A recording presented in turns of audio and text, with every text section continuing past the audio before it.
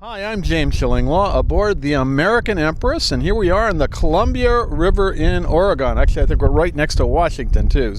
And I'm here with Lawrence Cotton, who is the River Lorian, and we're going to figure out what River Lorian is all about, but he essentially is giving us all the great details and history of this wonderful region in a very creative and very colorful way during this whole cruise. We're going to talk to Lawrence about that and a whole lot more on Insider Travel Report.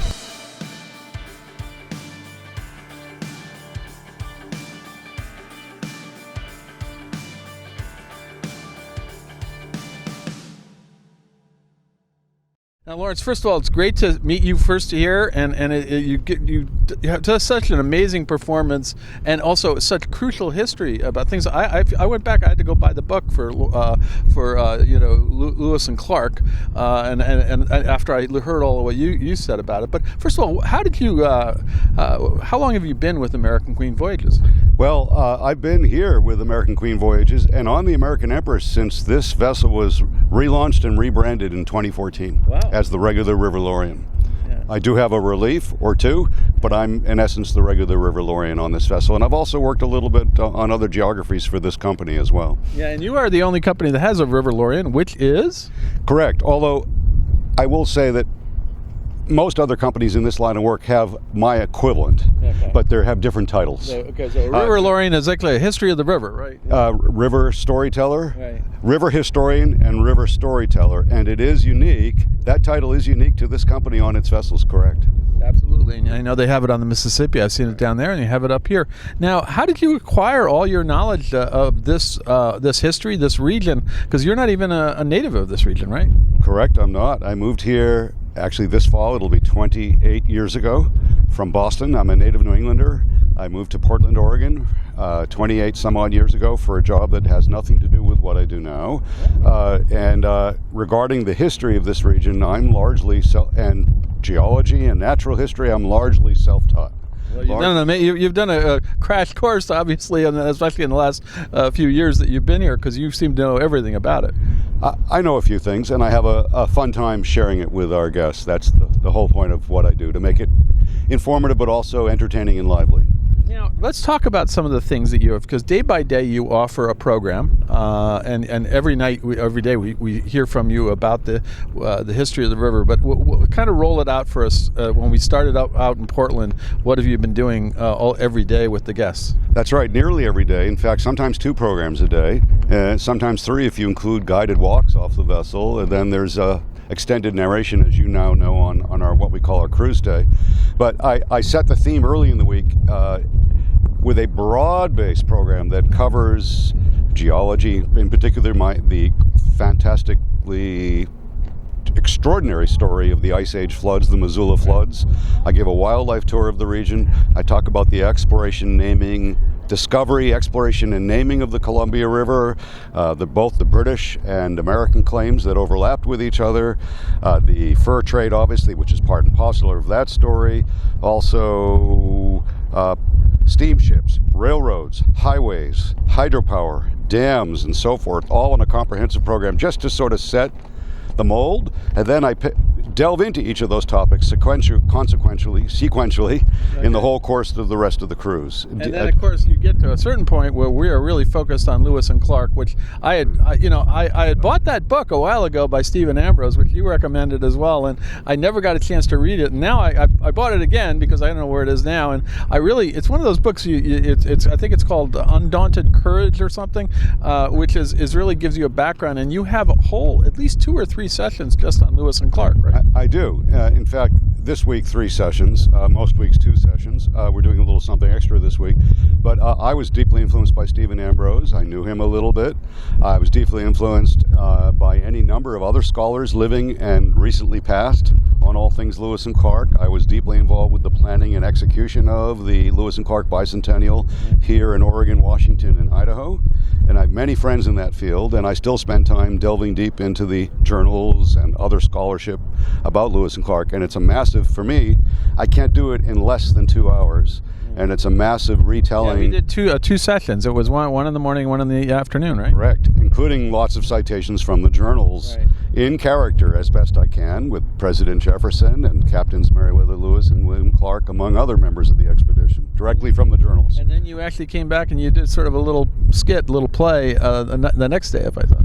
But the skit the next day was actually Oregon Trail Diaries. So it's a okay, good. continuation with the same framework in mind, but rather than Journals of Lewis and Clark, it's diaries of the men, women, and children who braved the Oregon Trail. And that's even more so consistently in character.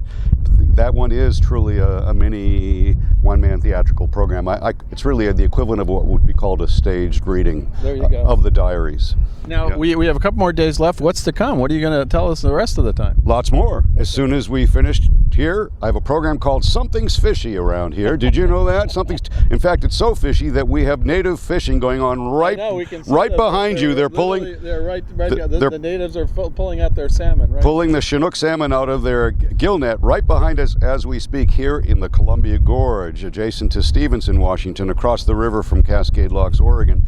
And I have a full-hour program coming up, which is conversational. It includes some pop quizzes about See, this I didn't know that there'd be quizzes and exams on this. Now you're going to spring that on me, right? Yes, non-graded. Everyone passes, but we have fun. We keep it lively. But this one is all about salmon migration. Right. And all of the gauntlet of predators, human, animal, and obstacles such as dam that both the adult salmon have to face coming upriver and the juveniles, the fingerlings, face coming downriver, which is even more of a problem in terms of survivability than it is the adults getting upriver. Well, it's tough to be a salmon, right? It is pretty tough to be a salmon in this day and age, that's for sure, even including here on the Columbia River, unfortunately. Mm-hmm. But I've got one of my favorite programs coming up tomorrow. It's a two-parter because we're only going to be about 25 miles from the perimeter of the Hanford nuclear site. Yeah. So I talk about the importance of the Hanford site, especially with the big movie Oppenheimer that's opened this summer. I talk about the importance of the Hanford nuclear site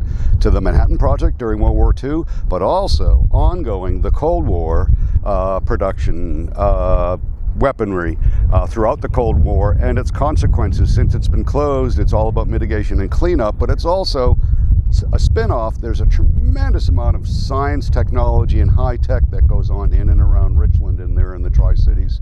That's only one half of a program tomorrow. That's it. So you go all the way from Lewis and Clark to nuclear power, right? I do indeed, and everything in between. And then one of the other key stories of the week, and there's a direct connection to the American Empress.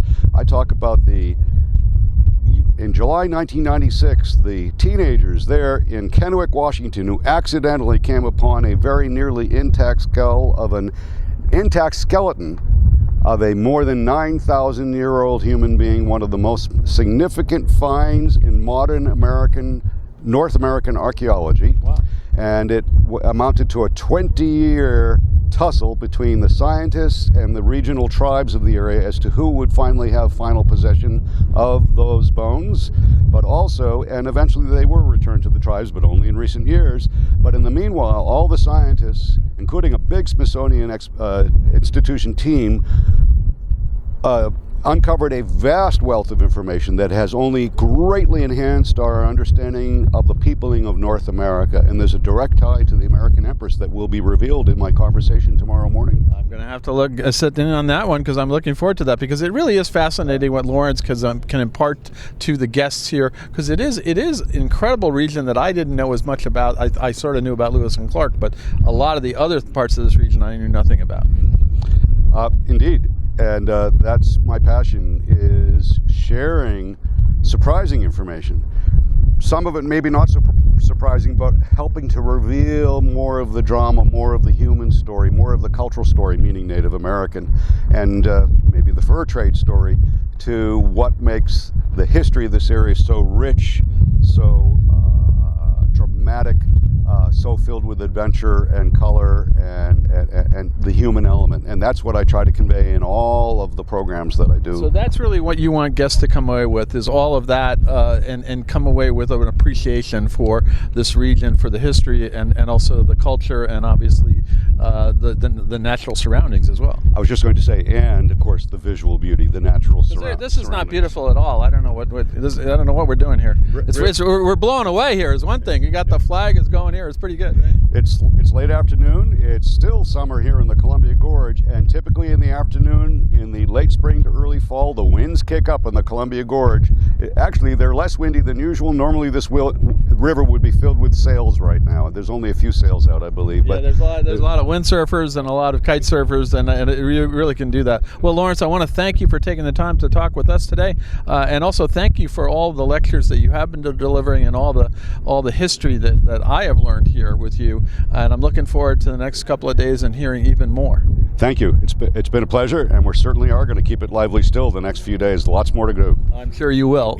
Including, by the way, we shouldn't forget Nez Perce country at the end of the trip. The Nez Perce, who helped save Lewis and Clark's lives twice over, who arguably Lewis and Clark would have never succeeded, would have never made to the Pacific without the assistance of the Nez Perce and many other tribal peoples along the way. And especially that one woman, right? And especially Sacagawea. I'm going to pronounce it the modern pronunciation, especially Sacagawea indeed, although we do tend to romanticize her role a little bit.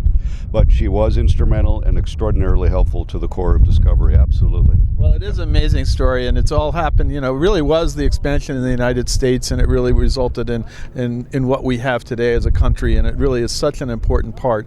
And so this is one of the reasons to come here. I mean, American Queen has Mississippi cruises, obviously good Civil War, you have music and everything else, but here you have the entire expansion of the United States right here, and you'll learn all about it on American Empress. Again, Lawrence, thank you so much, and we're looking forward to your lectures for the next couple of days. Thank you. It's been a pleasure. Thank you. I'm James Shillinglaw, and this is Insider Travel Report.